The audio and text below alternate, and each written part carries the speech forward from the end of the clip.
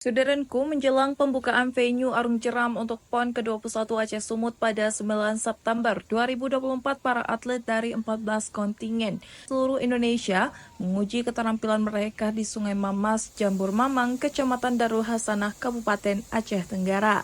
Atlet tersebut menggunakan perahu karet mendayung melintasi Sungai Mamas yang deras dan penuh tantangan serta berbatu. Ketangkasan ini disaksikan oleh ribuan masyarakat Aceh Tenggara termasuk atlet dan ofisial lainnya. Selama berlangsungnya uji ketangkasan ini, Menteri Pemuda dan Olahraga Menpora Aryo Bimo Nantio Aritejo, yang lebih dikenal sebagai Dito Aritejo, turun langsung ke lokasi untuk meninjau persiapan venue Arung Jeram PON ke-21 Aceh Sumut di Aceh Tenggara.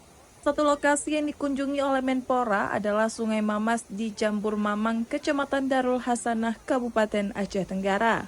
Dalam kunjungan kerjanya, Menpora disambut oleh Sekda Yusrizal, Kadispora Agara Bakri Saputra, serta para pejabat OPD jajaran Pemkab Agara yang telah menunggu lebih dari 3 jam di lokasi Arung Jeram, Sungai Mamas. Dalam kunjungan kerjanya, Menpora disambut oleh Sekda Yusrizal, Kadis Parpora Agara Bakri Saputra, serta para pejabat OPD jajaran Pemkab Agara yang telah menunggu lebih dari 3 jam di lokasi Arung Jeram, Sungai Mamas. Setelah meninjau persiapan venue Arung Jeram PON ke-21 Aceh Sumut sekitar pukul 14.30 waktu Indonesia Barat, Menpora melanjutkan perjalanannya menuju Bandara Alas Lasar Kota Cane untuk kembali ke Bandara Internasional Sultan Iskandar Muda di Blang Bintang, Aceh Besar, Banda Aceh.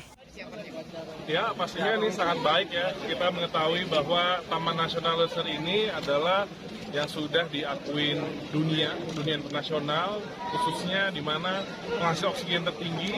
Dan untuk khusus Arung Jeramnya ini, raftingnya ini diakui dunia salah satu yang terbaik, walaupun masuk kategori terekstrim juga.